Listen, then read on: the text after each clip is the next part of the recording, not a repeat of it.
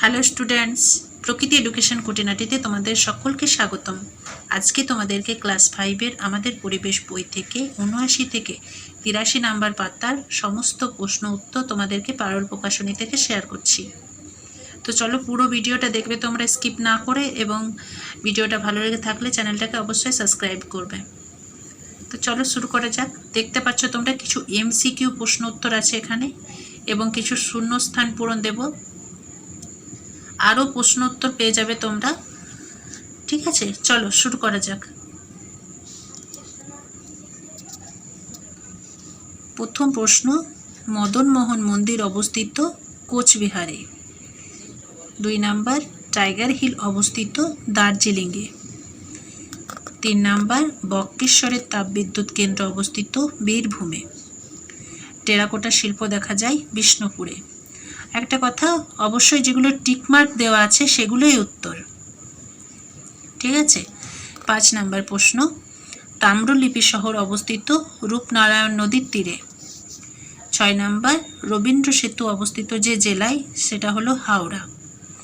7 number, Armenian church অবস্থিত চুঁচুড়া শহরে।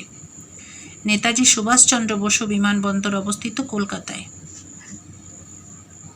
9 number, Haldibari শহর অবস্থিত কোন নদীর ধারে? উত্তর হবে তিস্তা। ক্যাকটাস অর্কিডের জন্য বিখ্যাত কালিম্পং শহর। ক্যাকটাস অর্কিডের জন্য বিখ্যাত কালিম্পং শহর। 11 নাম্বার, ময়নাগুড়ি শহর অবস্থিত জলপাইগুড়ি জেলায়।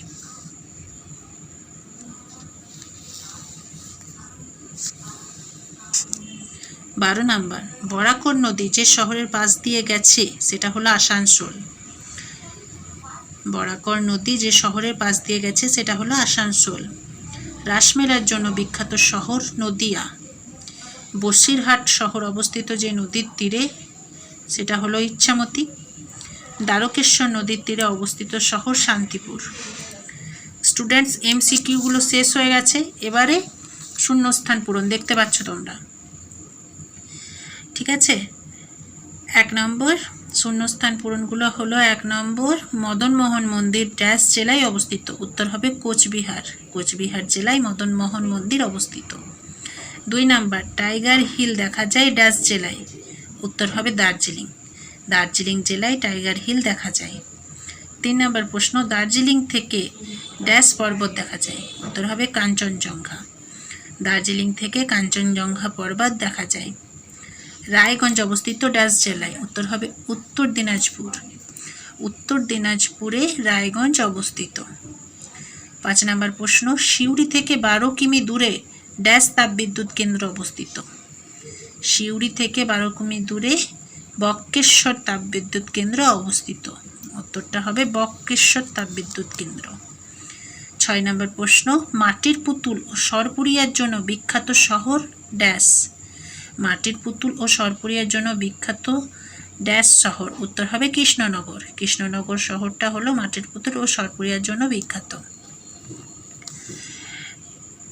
বাঁকুড়া ড্যাশ জন্য বিখ্যাত? বাঁকুড়া টেরাকোটা শিল্পের জন্য বিখ্যাত। তারপরে 8 নাম্বার হচ্ছে, চিড়িয়াখানা দেখা যায় কলকাতার ড্যাশ? কলকাতার আলিপুরে চিড়িয়াখানা দেখা যায়।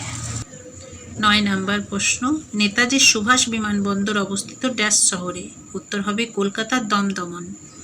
কলকাতার দমদমনে নেতাজি সুভাষ বিমানবন্দর অবস্থিত। 10 নাম্বার প্রশ্ন, কলকাতা ড্যাশ নদীর তীরে অবস্থিত? কলকাতা শহরটা কোন নদীর তীরে অবস্থিত? উত্তর হবে হুগলি। হুগলি নদীর তীরে কলকাতা অবস্থিত। 11 নম্বর প্রশ্ন, বক্সা অরণ্যের প্রবেশদ্বার বলা হয় ড্যাশকে? উত্তর হবে আলিপুরদুয়ারকে। আলিপুরদুয়ারকে বক্সা অরণ্যের প্রবেশদ্বার বলা হয়। 12 নম্বর প্রশ্ন, ক্যাকটাস ও অর্কিডের জন্য বিখ্যাত ড্যাশ শহর? উত্তর হবে কালিম্পং। ক্যাকটাস ও অর্কিডের জন্য বিখ্যাত কালিম্পং শহর। কৃষ্ণনগরের ড্যাশ মিষ্টি বিখ্যাত? উত্তর হবে সরপুরিয়া। কৃষ্ণনগরের সরপুরিয়া মিষ্টি বিখ্যাত। 14 নম্বর প্রশ্ন, পৃথিবীর সর্বোচ্চ শৃঙ্গ হলো ড্যাশ? উত্তর হবে কাঞ্চনজঙ্ঘা। কাঞ্চনজঙ্ঘা পৃথিবীর সর্বোচ্চ শৃঙ্গ। 15 নম্বর, পশ্চিমবঙ্গের ড্যাশ কাগজ শিল্প গড়ে উঠেছে? উত্তর হবে শ্রীরামপুরে। পশ্চিমবঙ্গের শ্রীরামপুরে কাগজ শিল্প গড়ে উঠেছে। তো স্টুডেন্টস, ভিডিও কেমন লাগছে অবশ্যই কমেন্ট করে জানাও, এবং ভালো লেগে থাকলে চ্যানেলটাকে অবশ্যই সাবস্ক্রাইব করো, বেশি বেশি করে শেয়ার করো, লাইক করো। ওকে, আজকের মতো ভিডিও এখানেই শেষ করছি। নেক্সট ভিডিওতে আরও প্রশ্ন উত্তর পেয়ে যাবে তোমরা। ঠিক আছে, টাটা।